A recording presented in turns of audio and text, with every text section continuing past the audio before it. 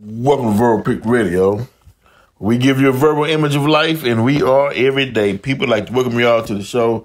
Today we getting ready to discuss a very important document that just came out, one that I've received by Marcus Mudd of Aton Productions, and it's dealing with the executive order on combating race and sex stereotyping.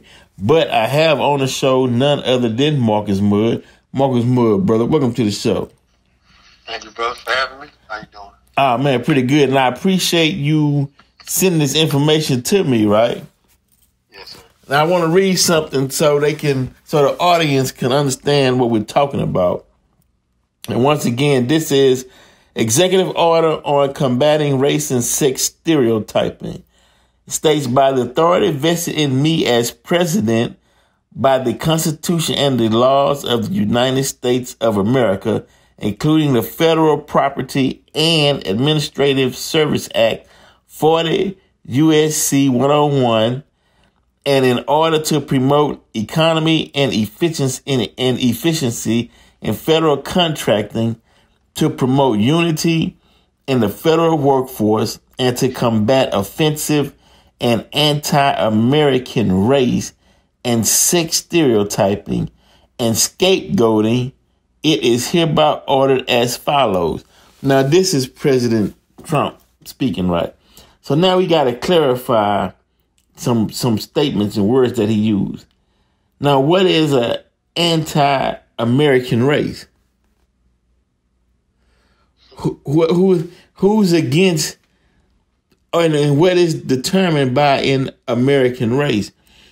See, what they fail to realize before we go any further reading some more, the reason why you see these picket signs stating no justice, no peace, stop police brutality, because if, i.e., black Americans and brown, or what they deem as minorities, were getting any type of justice or were even considered as true Americans, then they wouldn't go through any of the horrible incidents that's been taking place throughout for over 400 years. Let's put it like that. So is he trying to say that as now with this executive order that we all are considered Americans, or is he writing this for white America? He's writing it for white America. He's writing it for white America. And the people that he considers anti-American are those who will not mind white supremacy. See, he wants to make America great again, meaning he wants things to go back to the way they were when black people were totally subservient to whoever had a white skin, whoever was Caucasian. So whoever doesn't want to follow that doctrine and don't want to live that lifestyle and wants equal opportunity and want freedom and want to be respected and want to have dignity as a U.S. citizen are now considered now in writing, because you're reading it right now on paper and it's an executive order. Now it's in writing that you are anti-American for wanting to have self-respect and dignity and the same rights as any other U.S. citizen. Now, once they say Biden wins, right? Should we expect him to go in and overturn this executive order? Yes, I would expect him to, because otherwise you just like Trump is in right. more ways than one. You first in more ways than two. First of all, you didn't warn the public of this executive order when you probably know about it. Right. Second of all, if you go in there and don't overturn it, that's just like being him.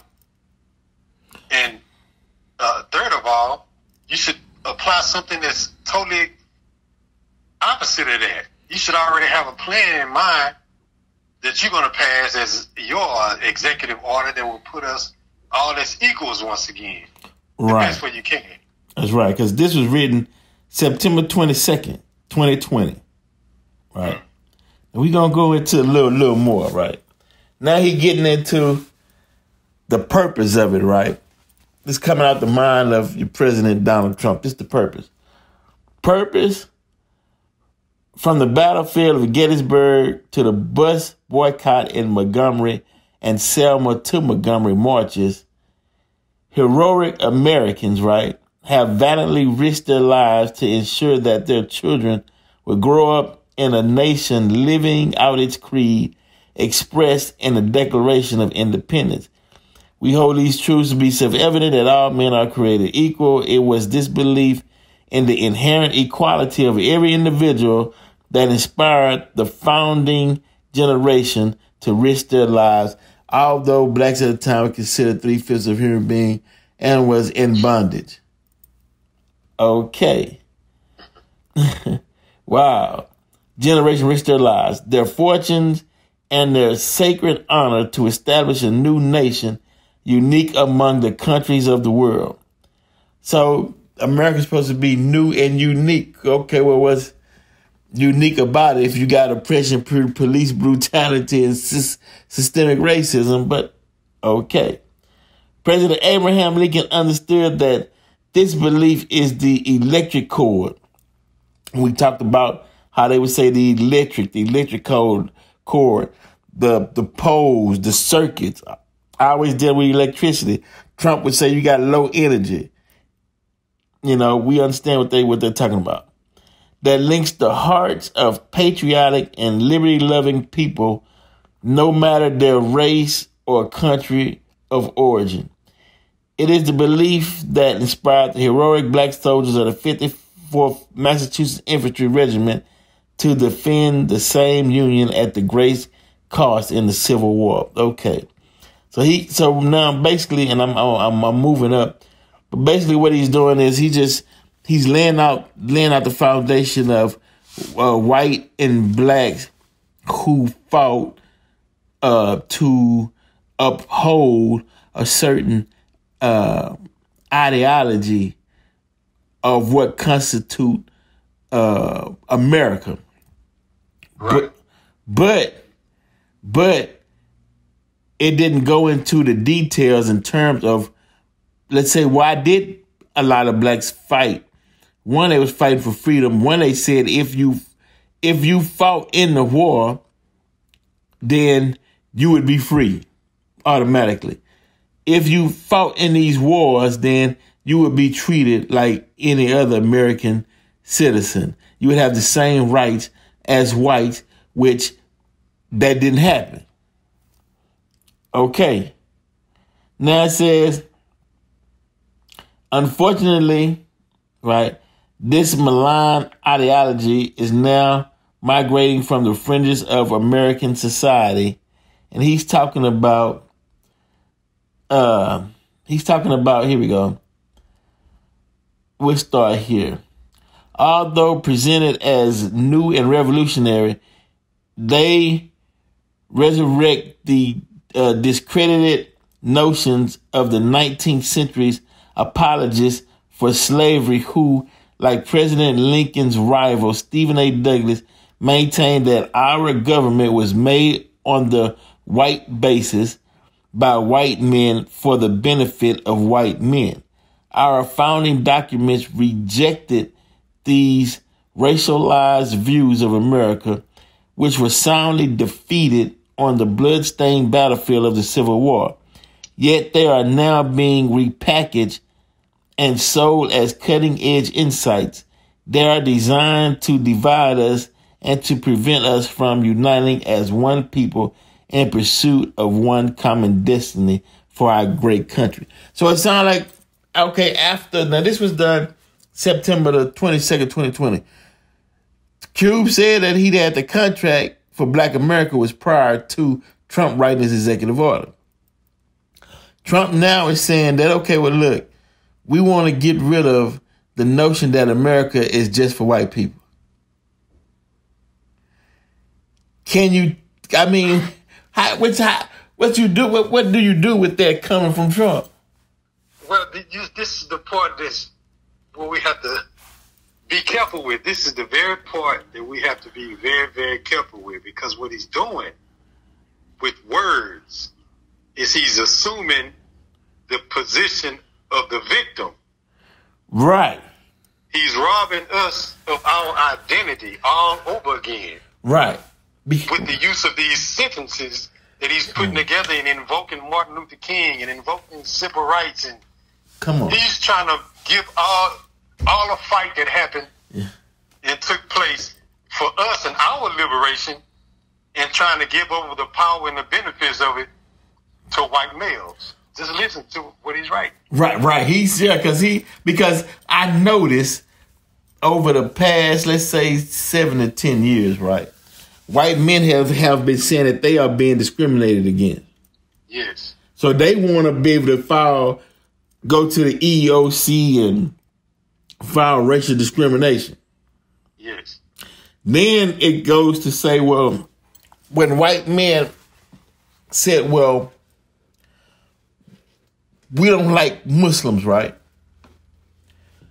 And you're on the workroom floor and you want to file on that because you feel like he's attacking your religion, then, well, what Trump is saying is, well, is he attacking you individually? No, he's attacking my religion. Well, are you putting your religion before an American? Right. Right. He's saying that he can attack your religion as long as he don't attack you, the individual. Yes, and the way I read it is that if the white man came to you on your job, I mean, this is what's so cold about it. We talking about the workforce and government, federal contracts, which is what everything kind of is falling back on right about now in this COVID crisis. So he's saying that if a white man come up to you and say, nigga, please, you know what I'm saying? Yeah. You can't stand up and say, man, you know what? That's the same kind of shit y'all been doing to us for 400 years. Ever since we got out of slavery, y'all been doing us like that. From Jim Crow to way back to the black codes, and you know, I'm not finna have that shit. You can't say that to him. If you say that to him, you're penalized. You will be punished for that.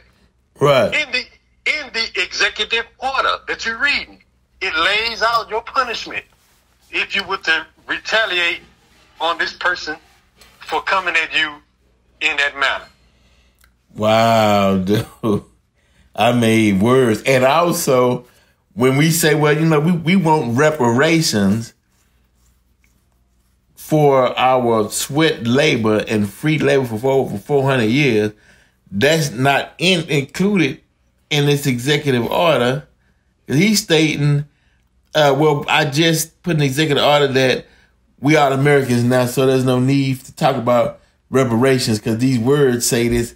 Although when you turn around and look behind you, you see all the damage that was done for 400 years. What you going to do about all the damage that was created? We just, you know, it's just, oh, well, that's what it was. No, that's not what this executive order is about at all, period. No, it ain't got nothing to do with any of that. It don't have anything to do with us, black people. Right. It has nothing to do with civil rights or equality. Nothing. None of that. This executive order is specifically for the white male to be able to handle you any kind of way from a bigotry standpoint, and you can't do nothing about it. He can mishandle you. He can mistreat you. He can fire you. He can misplace you. He can do what he want to do with you, but you can't charge him for doing you like that because he's a white supremacist. Wow, bro. Let's. If you do, he already got a punishment laid out for you in the executive order. You know what I'm saying?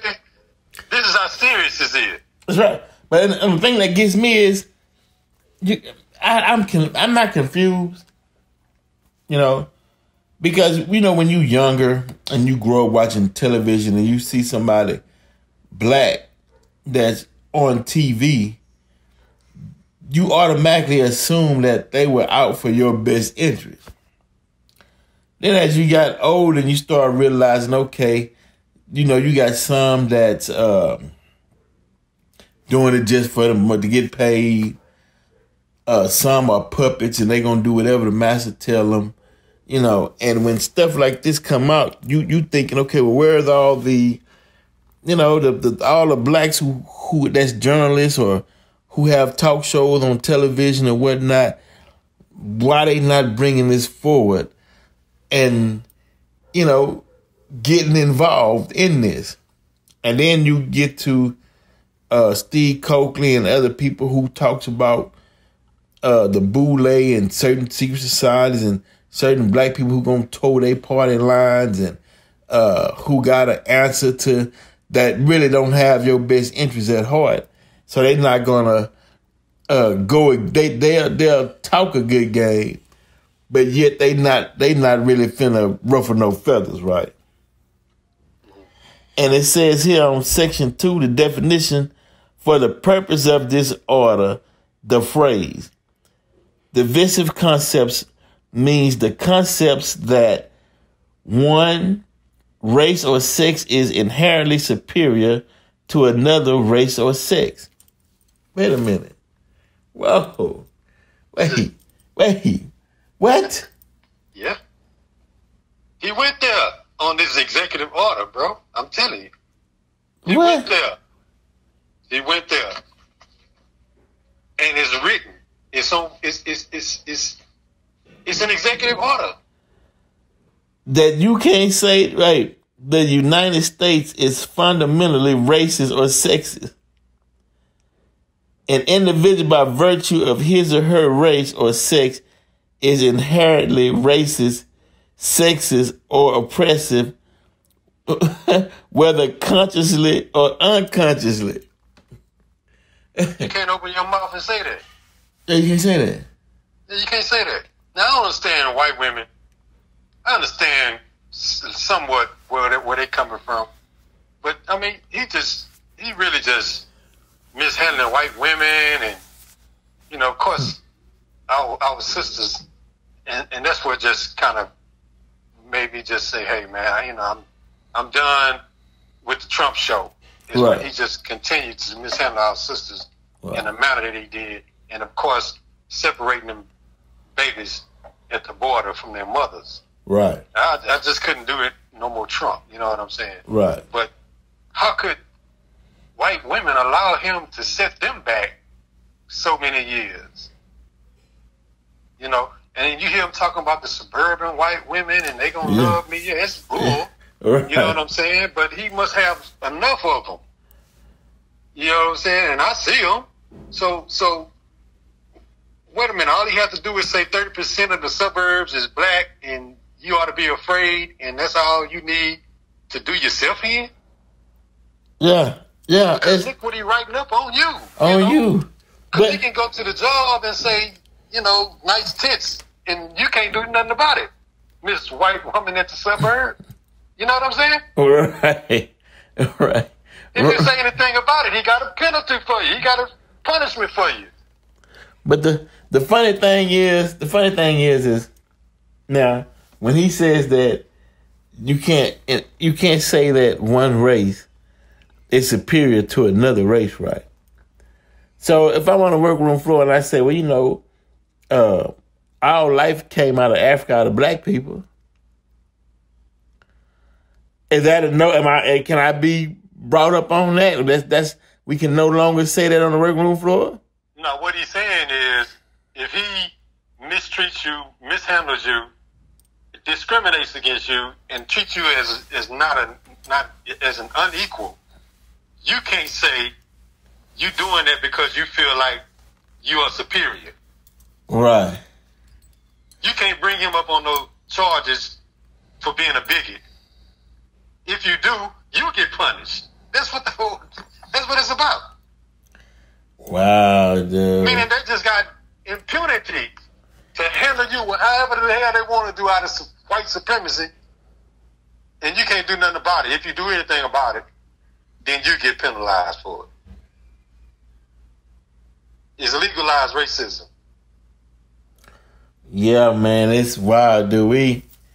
I'm upset at the fact that I'm not hearing the outrage. Right.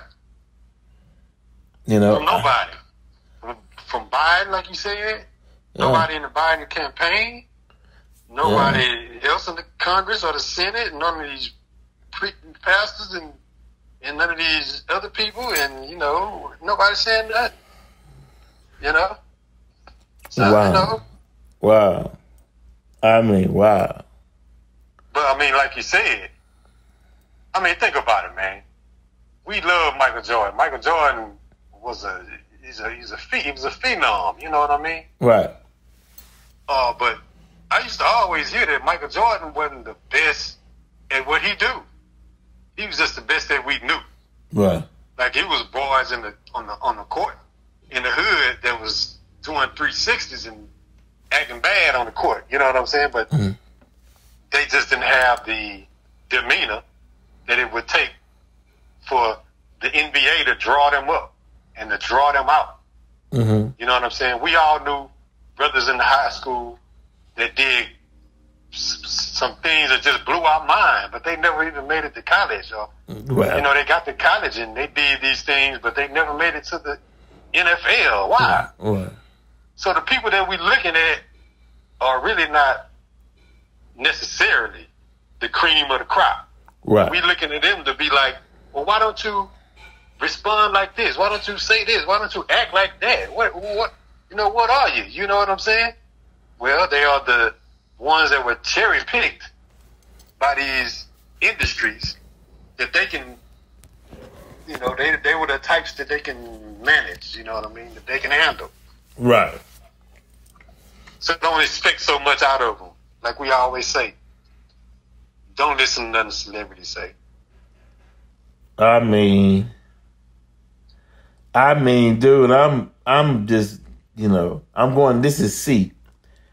Race or sex scapegoating, right, means assigning fault, blame, or bias to a race or sex or to members of a race or sex because of their race or sex. But now they talk, I don't mean to cut you off. You're right. The race or sex that they talking about is white male. When you keep reading, check it out. Right. It's them. Right. Because they complain so much about they being discriminated. But see, they feel as though, first of all, they feel like this is their country, and they feel like this country is slipping away from them.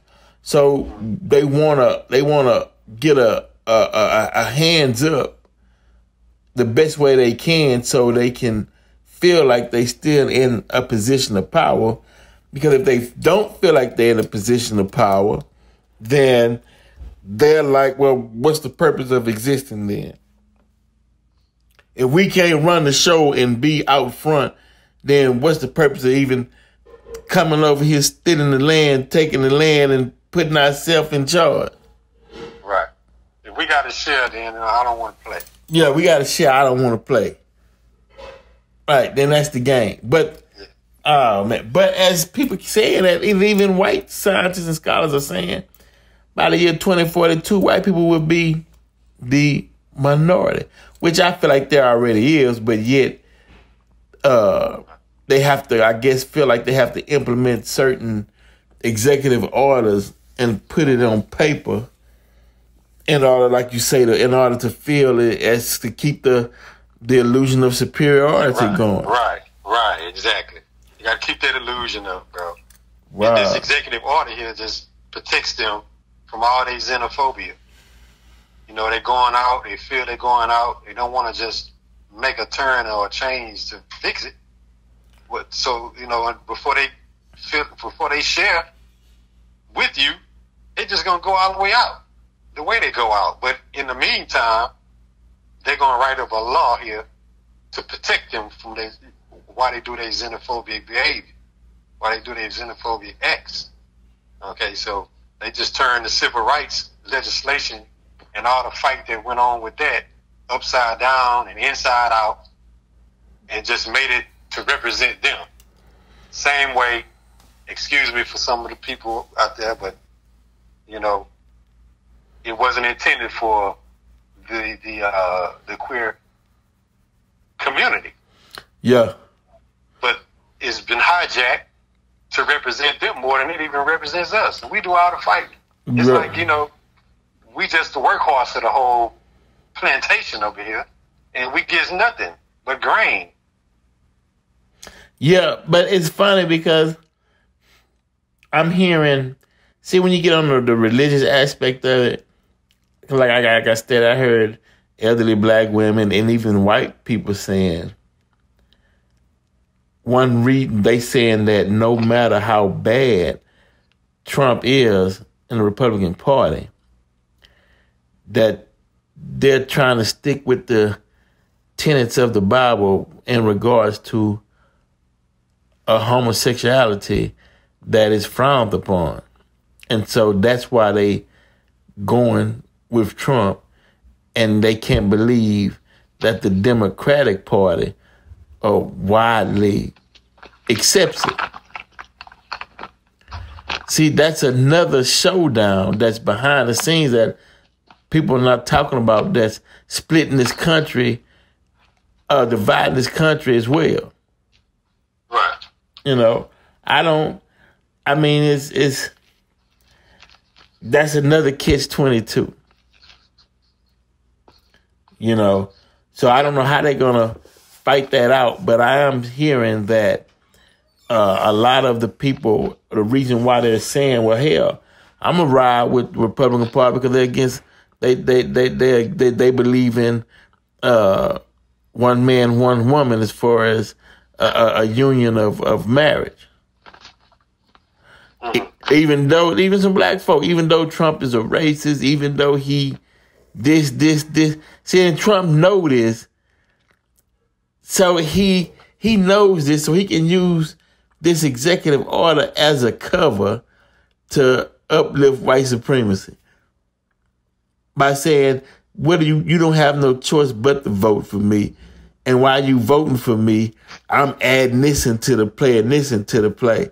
Because look at your other option. Your other option, you saying it's a Christian country and all this religion. Well, your other option over there on the Democratic side, they willingly and openly saying, LGBT community, come on in. Right. So I don't know how that's gonna play out. And we on this show, we as far as journalists, we're just putting information out to the public. I'm not siding one way or another. I'm just putting the issue on the table of what's going on, because this is analytical. This is mathematics. This is science. You have to dig a little deeper to get the meaning. It's not readily on the surface. You got to scratch the surface and go a little deeper to see what the hell is actually going on, so you can make a wise, conscious decision on where you stand. Now, this is what gets me, though, Brother Moore. Mm-hmm. Because, and I'm not reading all of it, but as you go further down, it's talking about solely American now. It's solely dealing with individuals and not your party preference or I'm a this, I'm a that. No, you are an individual in America, and we just did it solely on those rights. And the problem is, for me, is that, damn, when will we get to the 400 years of oppression that black folks suffered to right that wrong by any president that's been sitting in the seat? We still waiting. Biden campaigning, but Biden not saying, well, did Biden say that he would look into reparations? I know Bernie Sanders did. I haven't heard anything like that. No, I haven't heard. See, man. Now I'm going to read this one that I think is important, just down to. Mm-hmm. I was saying, matter of fact, I haven't heard Biden say anything of the effect. The only thing I heard Biden say is that you shouldn't vote for Trump. That's it. That's right. Now, pastors and preachers that's listening, right? You gonna want to listen to this, because a lot of you all have 501c3s and you write grants and you deal in grant money, right? This is Section 5, requirements for federal grants. The heads of all agencies shall review their respective grant programs and identify programs for which the agencies may, as a condition of receiving such a grant, require the recipient to certify that it will not use federal funds to promote the concepts that a one race or sex is inherently superior to another race or sex. An individual, by virtue of his or her race or sex, is inherently racist, sexist, or oppressive, whether consciously or unconsciously. An individual should be discriminated against or receive adverse treatment solely or partly because of his or her race or sex. Members of one race or sex cannot and should not attempt to treat others without respect to race or sex. An individual's moral character is necessarily determined by his or her race or sex. Wow, man.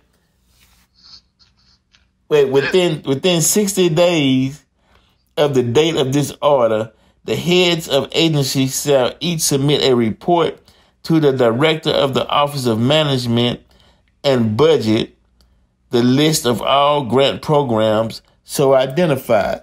So that means you actually writing grants to fund your organization, and you saying and so when they determine who's going to get the grant, and you saying, well, hell, due to a food desert in my community because they moved them all out to white communities, I need a grant to suffice this neighborhood. They saying, well, that's not a good enough reason. No, they said you can't say that. You can't say that. You can't say that. Right. Even though it's being done to you, though. Even though it's systemic racism, but you can't say it's systemic racism. Exactly. You cannot refer to that as some kind of system against you. You got to talk about that like you're an individual going through your thing as an individual. And if somebody come up to you and got a gang of white boys with them and say, shit, this how we gonna do this, you can't say, no, that's y'all, this is racism. You can't say that. You got to deal with the person that talked to you. Like, why did you do me like that? Because there ain't no system behind him, according to this executive order. And once again, we going back to the Byron Allen case when he was suing Viacom, and we said it on the show, bruh, if you lose this case, then they can come and say, well, 90% of the reason why I didn't do business with you was because you was black, but the other 10% was because I didn't like the clothes you wore. Right. This is just about the same thing, bro. You're right. This is just about the same thing here. You got it fixed up in a policy to where you can't refer to your situation as a discriminatory situation, because to them it's not, and the paperwork says so. Right. That's all they need. They gonna go. It's just like when they were taking the native lands and they showed up with a deed saying I own this land. They were like, man, I don't even read English. I don't even know what the hell they say. This paperwork don't really mean nothing to me, but by law, I got the paperwork. You on my land. You got to get off by deed. Mm-hmm. And the same thing, similar, is the fact that, hey, this executive order says so this the way it is now, regardless of how you feel and regardless of what's been done to you and regardless of how many years you've been oppressed, and there'll be no recovery found in this matter. This case has been adjourned. And you sitting there like, man, what the hell just happened? Yeah. So the Byron Allen case kind of set the precedent to turn all that 1966 around. Right, at 18, right. Yeah. Yeah, fact. Now, Ice Cube's contract with Black America, Trump came back and was like, you know what? hell, we here you go, deal with this one. Deal with this executive order. Let's talk about that. You know. So yeah, you're right.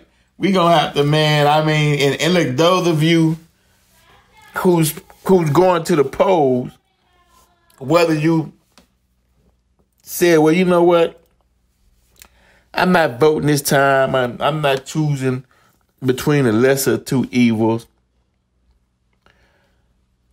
And I can understand that. But the thing we don't have is unity to force policies. We can vote and cry to get Biden in the White House, but are we putting this executive order to Biden saying, when you get in, will you knock this down? We're not, and we should. But in any case, if you got two guys that's attacking you, you got to get the one that's faster first. Right. You know, whoever's quicker on the draw, you got to pull and get that one out the way first. And I'm telling you, just like he just was capping earlier today, I was just checking him out earlier today. Mm-hmm. And he had this little rally, capping on how he just slaughtered the white guy. They killed the protester at the rally. And, you know, nothing was going on in the 2.5 days, so he got on the phone and said, hey, you know, what's going on? Go get it. Was it Biden? No, it was Trump. Trump, Nobody okay. don't do nothing like that. Right. Not in broad daylight. Right. You know what I'm saying? Right. That's what I'm talking about. You got to get the one that's faster first. Because Trump, you know, he on the move. See, Biden owes us. And that's why he's coming to us for his votes, to put him in office. And we got a mutual interest right about now. Right. The enemy of your enemy sometimes is your friend. Right. So if you got to get this fast one out the way, then maybe sometimes you got to deal with some of what the slow one is doing. Right. Yeah, he locked up millions of us. Yeah, he shut us down in the 80s, and we still suffering behind that right now to this very day. You know, so why not say, hey, let's be smart about this. We're going to get this fast one out the way by voting this slow one in, and then we're going to get this slow one to make a recompense. We're going to make this slow one pay us back for the deed he did and those deeds that he did to cause us so much suffering and pain and distress. Right. So once he get in there, this is the key. Once he get in there, or the other one, the fast one, get in there.